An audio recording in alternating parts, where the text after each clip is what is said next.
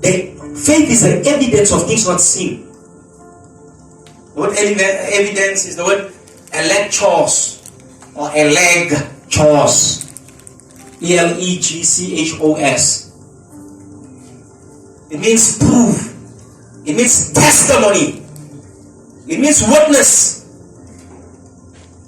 Now faith is a testimony of the things that are unseen.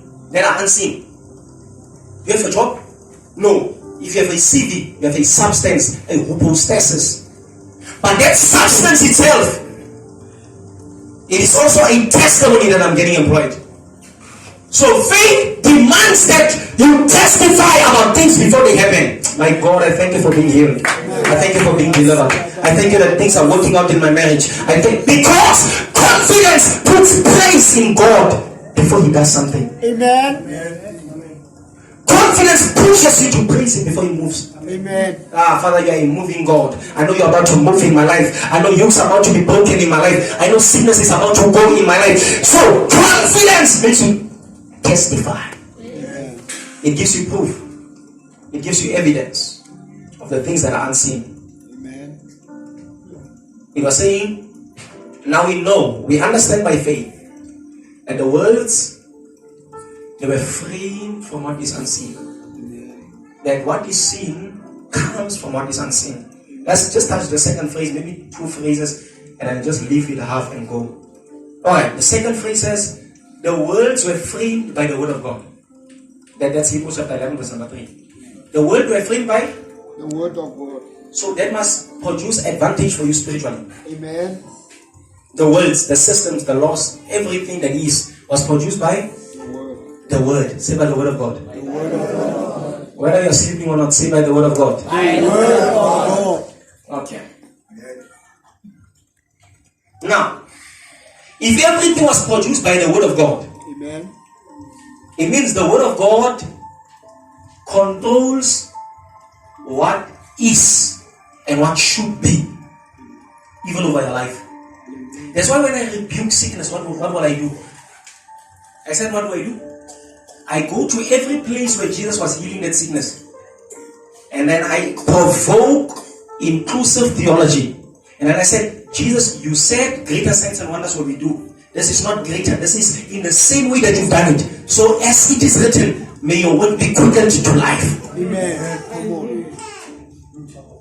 So that's why I'm able to speak to circumstances and they change. Yes, Lord. Amen. No, it's not in me. It's in understanding the principles. So John chapter 1 verse number 1. Then it says, do a quick synopsis on the word. It says in the beginning was the word. The word was with God. That's partnership. The word partners with God. So every time you are reading the Bible, you have contacted a partner of God. Amen. And the word was God. So the word is God. Logos is theos. What that tells you is the written word, the spoken word is God. It has the same capacity and same value as God. You know what is the problem? You are reading it as if you need to meet another God beside it. Amen. When I read it, I contact, I engage God. Amen. So after reading it, when I keep it in my mind, David says, I've taken your word, I've hidden it deep inside my heart. When I keep it inside of my heart, I am walking with God. Amen. The nature of God that you have is predicated on the nature of word that you have. Amen. So believers don't have what in them? Word. So even if you can stand like this, even if you can, we are praying for the same chair. Be healed. I say be healed. I'm speaking from what Jesus was saying to the man. I'm willing to heal you. Be healed. Be made whole. You are speaking out of what is realistically to do here is for me to say be healed. So you say be healed, but the person is not healed. You know why? Because that springs from you. And the fountain of your life is not sufficient to supply healing to somebody that is sick. You can sit down. The strength of your spirit is not sufficient, it's not strong enough to release authority to cast out a demon. You know why? The demon does not go because I said come out. It goes because When I say come out from the origins of the word, and that word is trapped inside of me, it means the word has germinated, it has taken effect inside of me. When I say come out, I speak in the position of Christ.